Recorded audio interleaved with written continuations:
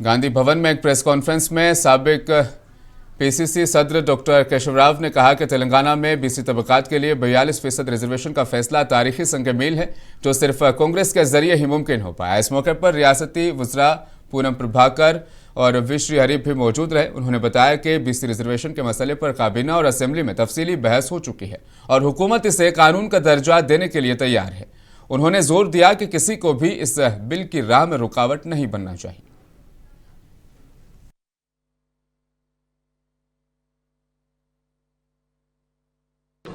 देखिए ना, एक बड़ा हिस्टोरिक डिसीजन लिया गया है, देश में कहीं नहीं है। बिहार में एक कोशिश की गई है, उससे पहले यहाँ 50 साल के नीचे भी हमारे पास कोशिश थी।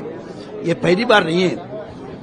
ये तेलंगाना या आंध्र प्रदेश में गौतुलच्छन जो थे या कुंडालक्षण बापू जी जो थे, ये सब लोग ये मूवमेंट चला रहे थे कि बीसीस को एक रिजर्वेशन दीजिए, बीसीस का नाम बोल के बीसीस को तारीफ करके फायदा नहीं है, उनके लिए कुछ न कुछ कीजिए लीगली बोलते।